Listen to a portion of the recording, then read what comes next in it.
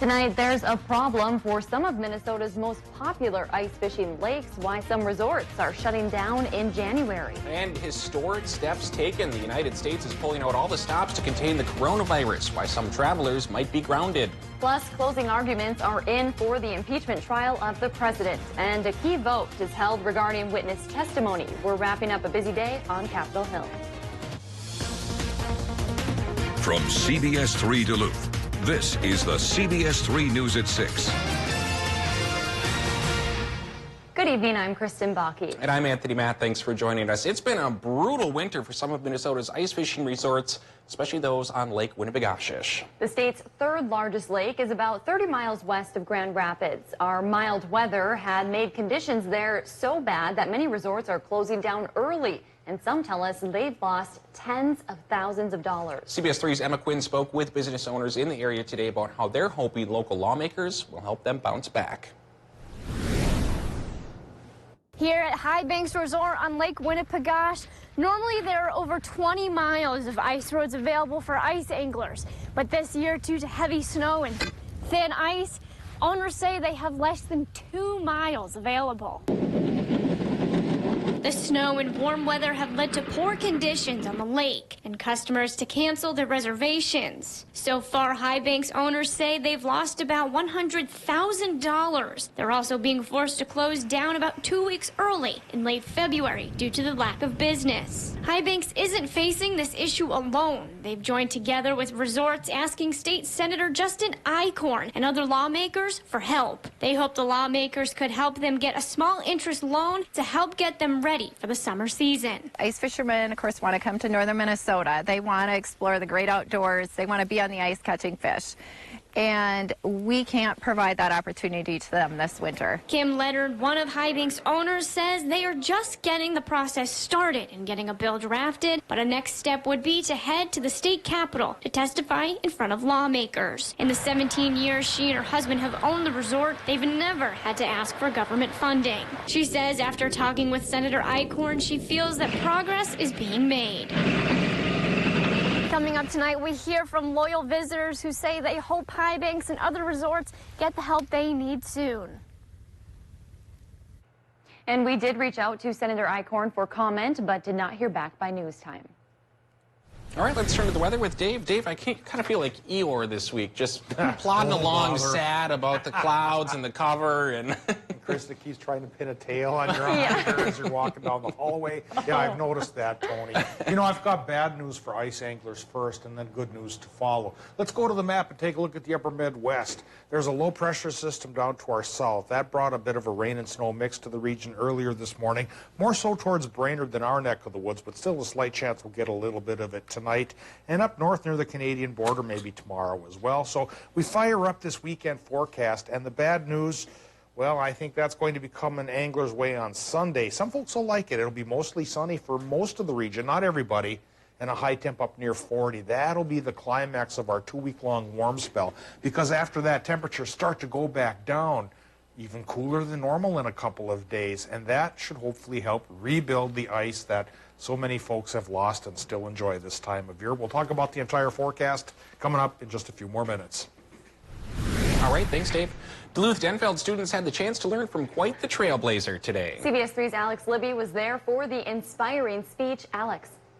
Yeah, Tony and Kristen, Minnesota Supreme Court Justice Anne McCagg spoke with students today, and she is the first American Indian to serve on Minnesota's highest court. But that's not just for the state, but that's for the entire nation. McCagg is a descendant of the White Earth Nation and grew up in Federal Dam on Leech Lake Reservation. Former Governor Mark Dayton appointed her to the state Supreme Court in 2016, and she was elected in 2018. During the assembly, she talked about the pressures that come with being the court's only representative of the indigenous community. And McCagg also spoke about how she often feels out of place among the other justices. She added that it wasn't for the meeting with First Latina United States Supreme Court Justice Sonia Sotomayor, she might have quit. You can do anything. You're going to learn that job, you're going to do the best that you can, and you're going to know that you're making a difference. And it was all I needed to hear, was somebody at her level who would take the time to actually spend a few moments with me. McKeag hoped that her message would resonate with students, especially those with Native American descent. And coming up at 10, we hear from some of those students who had a chance to spend one-on-one time with their role model and what they learned from that speech. I'll send it back to you. Looking forward to that. Thanks, Alex. The Ely School District is looking to make some upgrades costing nearly $20 million. Students currently walk outside between the high school, middle school, and an industrial arts building. The district wants to connect the buildings to protect students from hazards like cold weather. The three buildings also went up in the early 1900s and need to be updated. The district recently sent a survey to residents within the district with details on the preliminary plan. Superintendent Eric Erie says residents were generally supportive. The next step for the district is to secure funding. It's no surprise we've had a lot of snow this winter. Now the city of Duluth is asking everyone to make sure their gas meters and appliance vents aren't buried. Check your furnace, boiler, and dryer vents along with your meter. Meanwhile, a new cell tower in northwest Wisconsin promises better cell service and faster emergency response times. AT&T and FirstNet officially launched cellular and wireless broadband service to the Bayfield Peninsula and Apostle Islands this morning. You can see that service area right there on your screen. The Red Cliff Band broke ground on the cell tower construction site last May. Now the band says it's the first cell tower that FirstNet and AT&T have built from the ground up on tribal lands.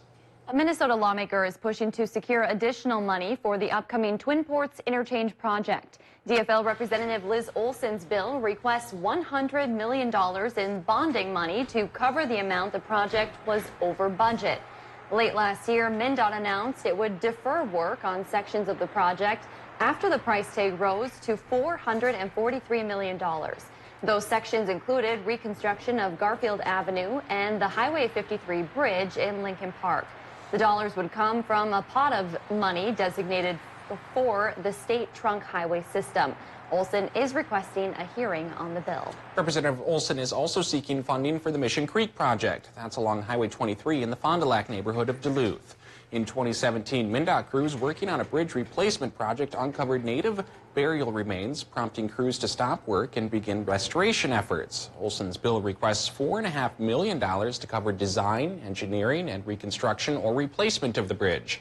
Design plans for the project were unveiled earlier this month.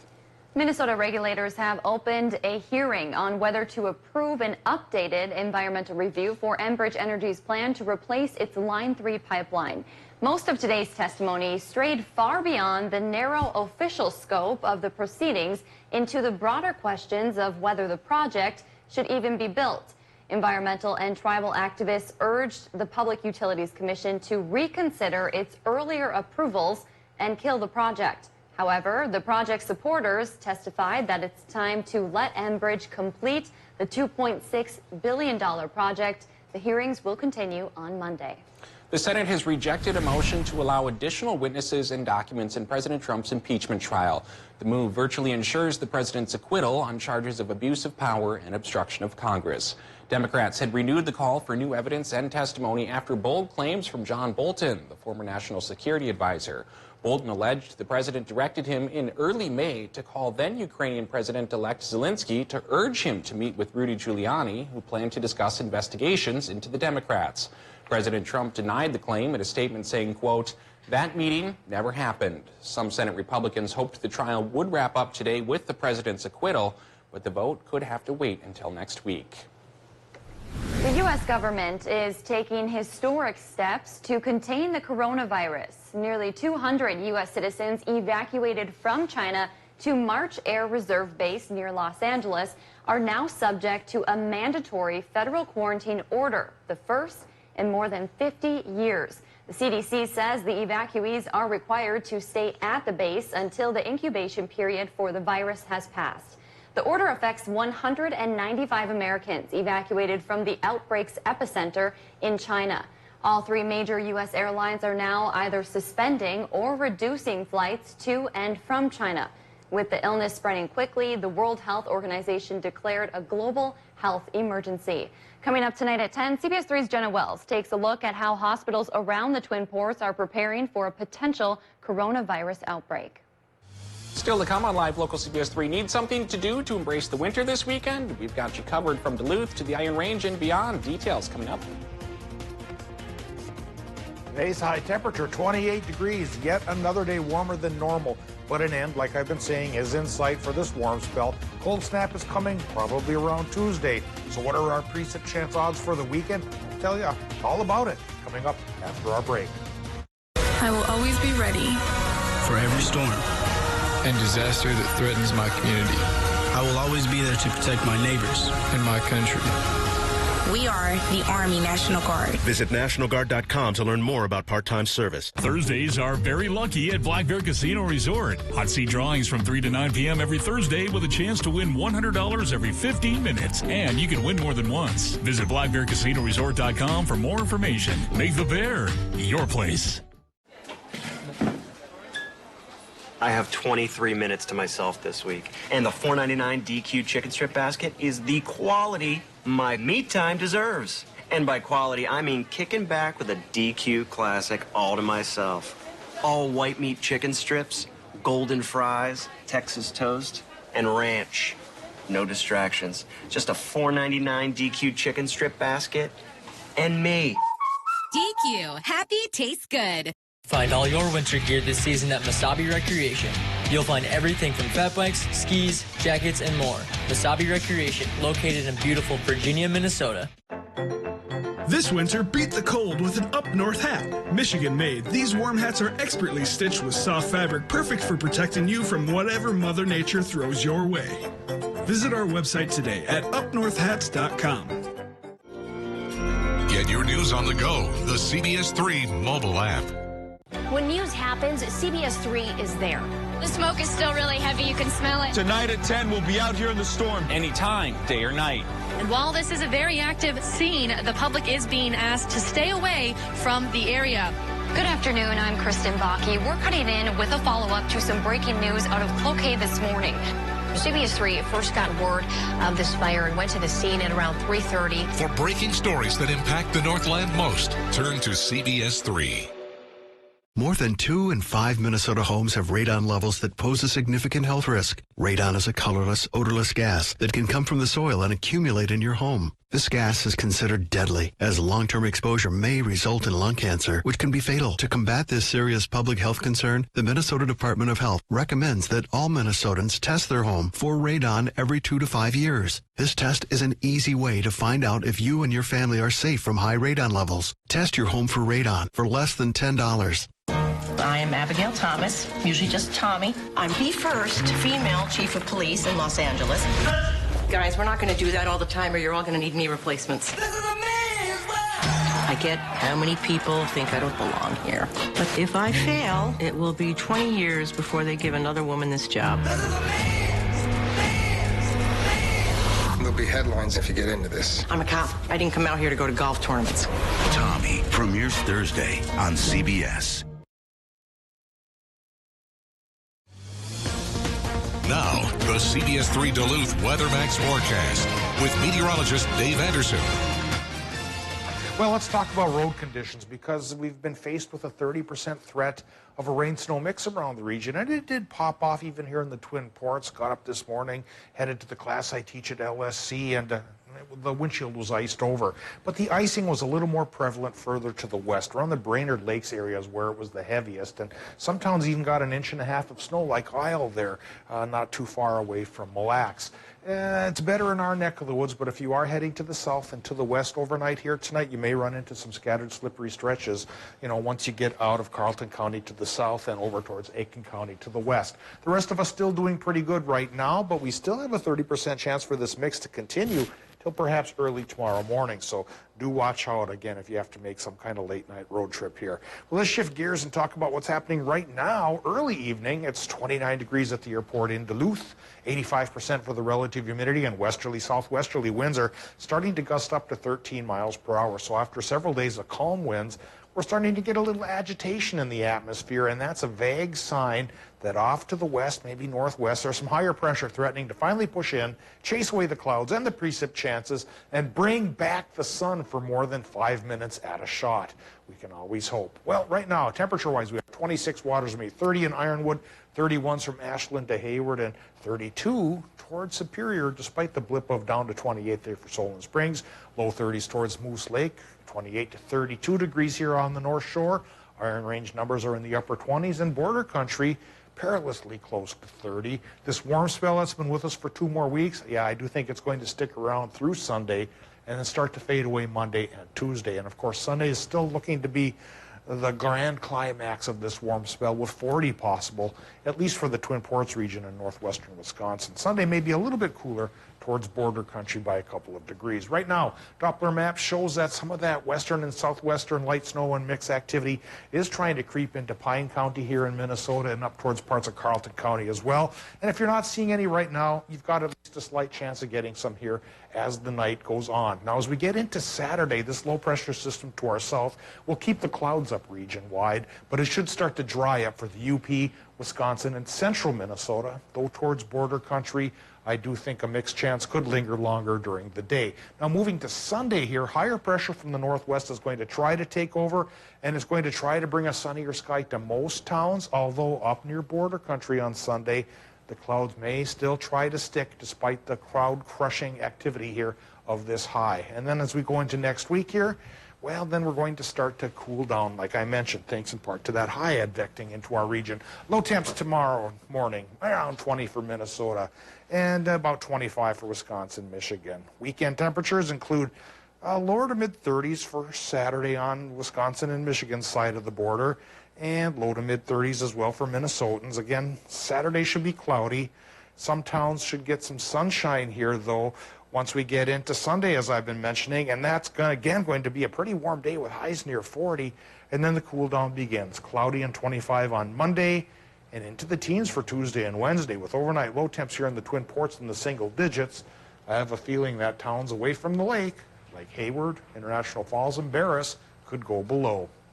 All right, well, I have a sledding party to go to tomorrow. Really?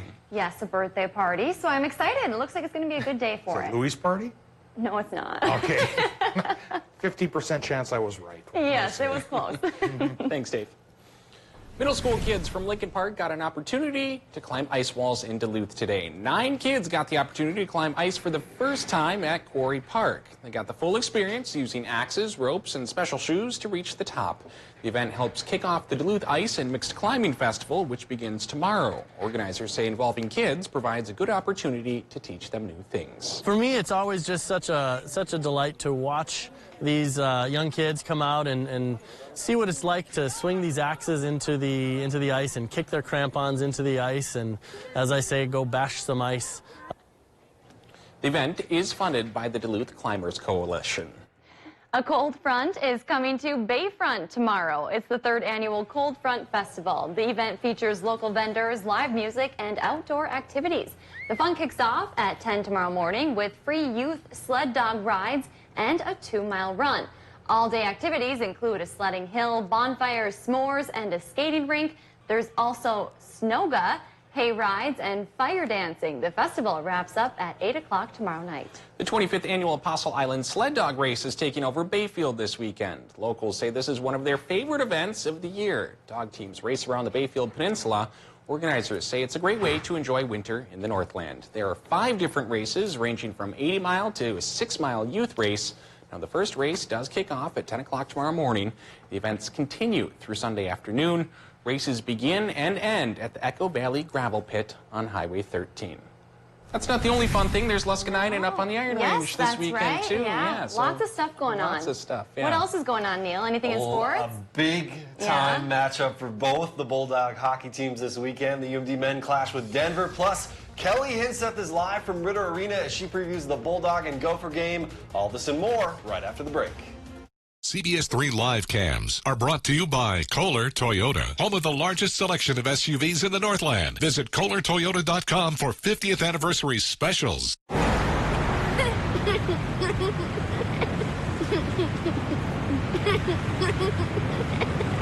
Like I said, this is a dipstick. Dipstick. Do you know what the U of M does for you? From farms to breweries and orchards to markets, discover how the University of Minnesota is cultivating a new crop of Minnesota businesses. Thursdays are very lucky at Black Bear Casino Resort. Hot seat drawings from 3 to 9 p.m. every Thursday with a chance to win $100 every 15 minutes. And you can win more than once. Visit BlackBearCasinoResort.com for more information. Make the Bear your place. Don't waste your time and money at the chain store. They got the best auto parts, brake parts, suspension parts, and dealer parts too. The website's so easy to use. The lowest prices and fast delivery too. All the parts your car will ever need. All the savvy folks are buying parts at RockAuto.com. All the parts your car will ever need. RockAuto.com. You'll have the greatest health care ever. Those pre-existing conditions are You'll be spending a lot less money for much, much better health care. As mayor, Mike Bloomberg helped expand coverage for 700,000 more New Yorkers. As president, everyone will have access to affordable care. He'll cap health care costs and ban surprise medical bills. Real plans, not empty promises. I'm Mike Bloomberg, and I approve this message. How do I take the 2020 census? In March 2020, every address in the country will receive an invitation to complete a simple questionnaire. And there are 3 ways to respond. Number 1, do it online. Number 2, call by phone. Number 3, send it by mail. For those who don't respond, a census taker from your community will follow up and assist you. Shape your future. Start here. Visit 2020census.gov. When news happens, CBS3 is there. The smoke is still really heavy. You can smell it. Tonight at 10, we'll be out here in the storm. Anytime, day or night. And while this is a very active scene, the public is being asked to stay away from the area. Good afternoon, I'm Kristen Bakke. We're cutting in with a follow-up to some breaking news out of Cloquet this morning. CBS3 first got word of this fire and went to the scene at around 3:30. For breaking stories that impact the Northland most, turn to CBS3.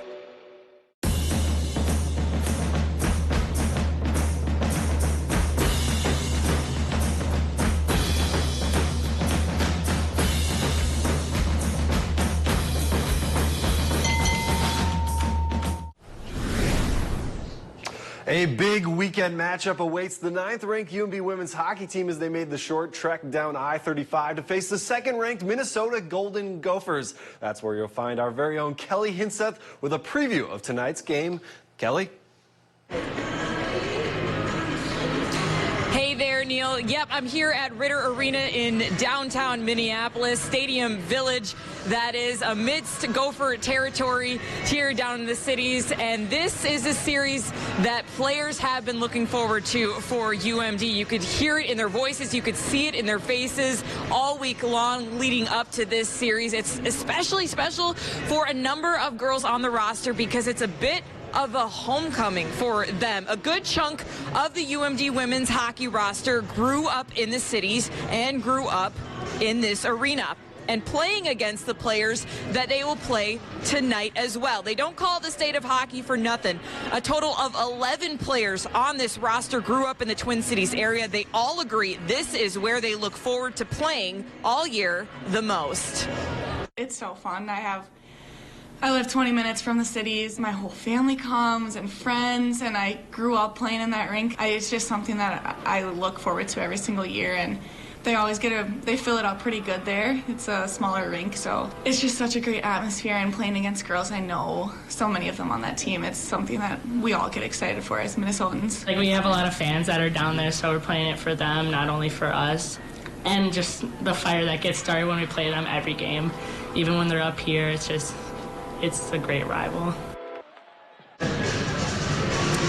And not only are girls like Maggie and Gabby looking forward to playing in this arena because they're playing in front of their family and friends like they said, but this is a crucial weekend in terms of WCHA points. UMD has bounced back and forth between the 9th and the 10th ranking, whereas Minnesota has bounced between the number 1 and the number 2 ranking with Wisconsin. Minnesota definitely wants to make a statement against UMD tonight, but UMD has a lot on the line as well. They haven't lost a game in 2020. 20, and they say that they're playing at the most confident level that they have all season long. I talked to a few of the players before the game. They are hyped up. We're going to have highlights tonight in the CBS3 News at 10, so stay tuned for that. But for now, from Ritter Arena in Minneapolis, Neil, I'm going to send it back to you. All right, thank you very much, Kelly. After splitting with North Dakota in a crucial NCHC series, the 10th-ranked Bulldogs will hit the road for another key conference matchup. This time, they'll face the 4th-ranked Denver Pioneers. UMD is unbeaten in 5 of their last 6 matchups dating back to November 17th of 2018. That includes the Bulldogs' 3-0 win in the NCHC Frozen Face-Off semifinals. Head coach Scott Sandlin says this weekend will be a big test for his defensive unit. No one's really talked about them. I mean, they've kind of quietly gone on about a, 9-10 game winning streak. They're good off the rush. They're good in the offensive zone. They like to move around. Like I said, they activate and play with 5 as well as anybody in the country. And they're going to pose some certain challenges defensively if you're not sharp and if you don't take care of pucks. They're a team that can make you pay. So big matchup with implications there too. They're the UMD's in 3rd, Denver's in 2nd, so it will help them out majorly, obviously, if they pick up the weekend sweep. Yeah, that always seems to be a big matchup between UMD and Denver. Yeah. Thanks, Neil. Well, tonight on the CBS3 News at 10, preparations are underway for a major stepping stone in the race for the White House. The Iowa caucuses are kicking off on Monday. Tonight, we're taking a look at why the event is significant and what it means for those trying to separate themselves from the pack. And be sure to tune into the CBS3 News at 6 and 10 on Monday. We'll be live in Des Moines, Iowa for that event, bringing you the up-to-date coverage of the caucuses. Looking forward to that. Yeah. Well, odds makers in Vegas think the Kansas City Chiefs will win Super Bowl 54, but clearly Fiona the Hippo likes the underdog. The Cincinnati Zoo's most famous resident made her pick for the Super Bowl champion, and it did not go as expected. Fiona vomited on the buoy designated for the Chiefs. Now, we don't know if that means she's a San Francisco 49ers fan, if she really just dislikes the Chiefs, or if maybe she just ate a little too fast. Her stomach's upset. But we will have to wait until Sunday to see if Fiona is right or if Vegas really does know best. We should have shown that clip one more time. I don't think I got my fill. Decisions were really made that way. We need to see the stats on that. We do. Yeah, we do. It is funny how often, those things wind up being right. Take it and look into that, Neil. Yeah, I'll look into it. All right, Dave. Still cloudy out there today. Do we got one more day, or how's that going to shake out? Yeah, at least one more day of clouds here. Anthony and Kristen and Neil, oh my. We're looking at a chance for rain-snow mix still through tonight. Tomorrow will be splitting the difference. Most of the region will be mostly cloudy but dry. Though towards border country, International Falls, Crane Lake, places like that, you might still get a bit of a mix. 40 degrees and sunshine for most towns on Sunday. That's going to be nice for sun, but not great for anglers who like to go out on the ice. But a cool down does hit by Tuesday, at least for a couple of days. Thanks, Dave. Thanks for joining us. We'll see you back here at 10.